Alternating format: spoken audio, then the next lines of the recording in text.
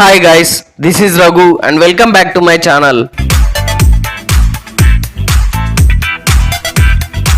Global lion, god of masses, నటసింహం Nandamuri Balakrishna cine కెరీర్లో special characters ఇతర హీరోల సినిమాల్లో గెస్ట్ రోల్స్ చేయడం అనేది చాలా అరుదు.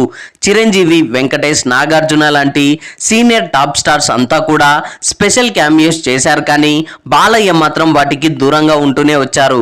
కానీ మంచు ఫ్యామిలీకి ఒక్కటే మినహాయింపించారు.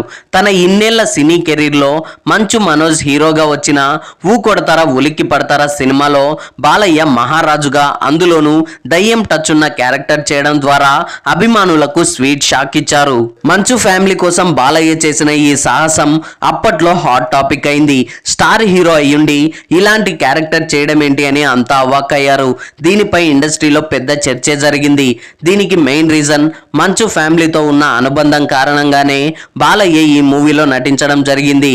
అయితే ఈ సినిమా ఆశించిన స్థాయిలో ప్రేక్షకుల్ని ఆకట్టుకోలేకపోయింది.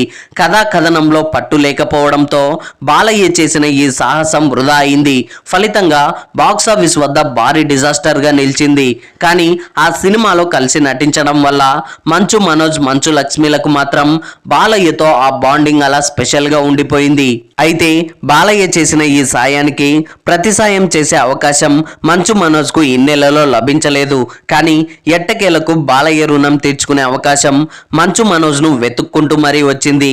లేటెస్ట్ గా వినిపిస్తున్న టాక్ ప్రకారం powerful mass director Gopichand Malineni direction లో తెరకెక్కబోతున్న భారీ యాక్షన్ ఎంటర్టైనర్ NBK 111 సినిమాకు సంబంధించి త్వరలో రెగ్యులర్ షూటింగ్ కూడా స్టార్ట్ కాబోతున్న విషయం మనందరికీ తెలిసిందే.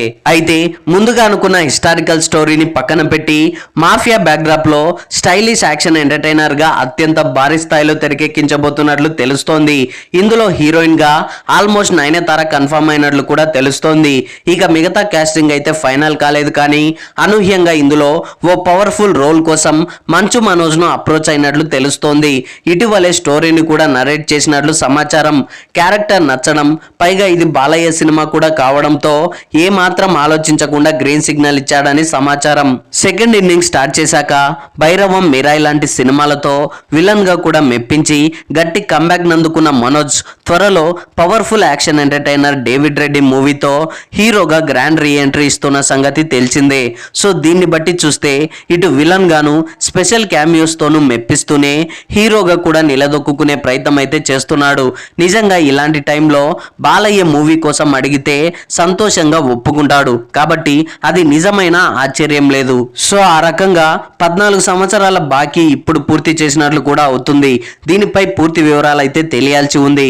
ఇక సినిమాను దసరా లేదా దీపావళికి రిలీజ్ చేసే టార్గెట్ తో డైరెక్టర్ గోపిచంద్ షెడ్యూల్ స్టార్ట్ చేస్తున్నట్లు టాక్. సో ఏది ఏమైనప్పటికీ వీరసింహారెడ్డి లాంటి మాసివ్ బ్లాక్ బస్టర్ తర్వాత మరోసారి ఈ క్రేజీ కాంబో రిపీట్ కాబోతుండడం, పైగా ఇందులో మంచు మనోజ్ విలన్ గా కూడా చేయబోతుండడంతో సినిమాపై ఆడియన్స్ లో బీభత్సమైన అంచనాలు అయితే ఉన్నాయి.